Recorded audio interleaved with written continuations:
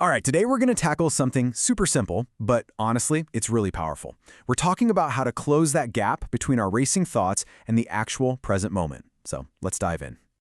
So, let me ask you something. Is your mind always somewhere else? You know the feeling, right? You're trying to have a quiet cup of coffee or just exist for a second, but your brain is already jumping ahead. It's planning, it's worrying, it's replaying that awkward thing you said yesterday.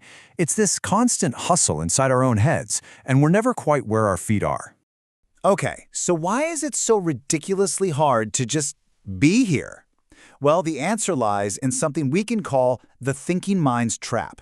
We're going to break down exactly what that means and why our own brains can sometimes feel like they're working against us when we just want to be present.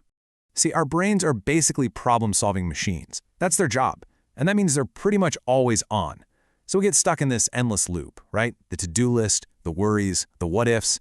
Our mind is just constantly spinning. And that constant mental churn, that's the very thing that disconnects us from what's actually happening right in front of our faces. And this brings us to this really interesting conflict. On one hand, you've got intellectual thought. That's your brain trying to analyze and label everything, to think about the moment.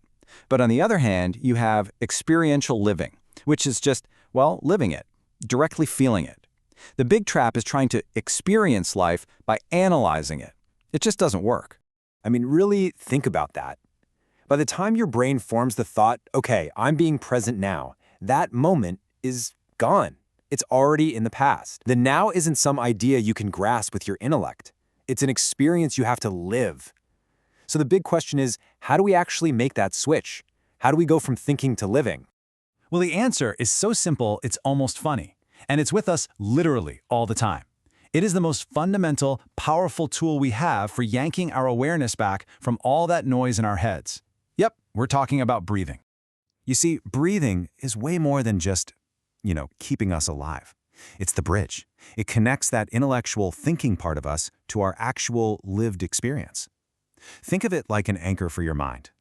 When you feel your thoughts just spinning away, drifting off into the chaos, focusing on your breath is the simplest, most direct way to drop that anchor and pull yourself right back to the present. So why is it so effective? Because it's totally physical. You can't just think about breathing without also feeling it. You feel the air coming in, your chest rising. It's happening in your body. And that simple act literally pulls your awareness out of those abstract spinning thoughts and plants it firmly back in your physical body. Back to right here, right now. Okay, so we've dropped our anchor with the breath. We're here. Now what? How do we actually explore this now that we've arrived in?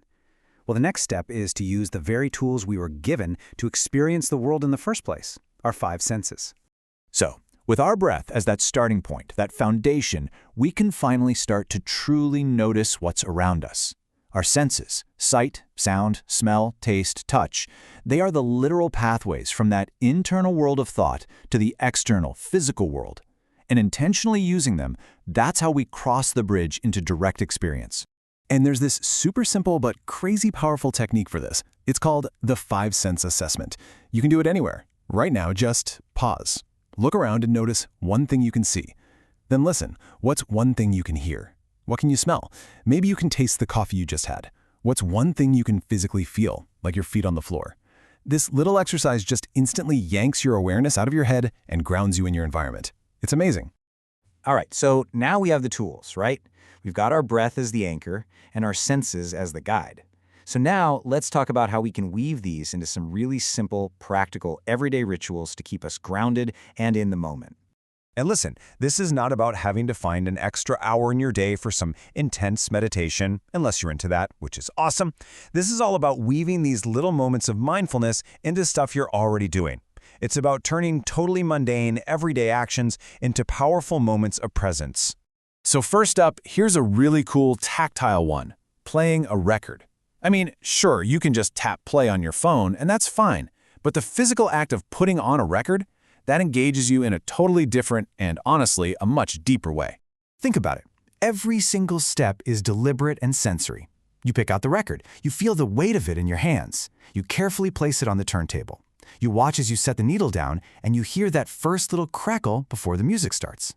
The whole process kind of forces you to pay attention, It engages your body and your focus completely, right here in the now.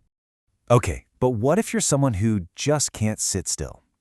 Perfect. Let's talk about a ritual for you, mindful walking. This is an absolutely fantastic way to practice being present for all of us who actually feel more grounded when we're moving. The great Zen master Thich Nhat Hanh put it so beautifully. He said mindful walking isn't just about getting from point A to point B. He called it a profound and pleasurable way to deepen our connection with our body and the earth. So how do you actually do it? It's simple. As you're walking, just shift your focus. Start by bringing your awareness to the physical act itself. Feel your feet hitting the ground.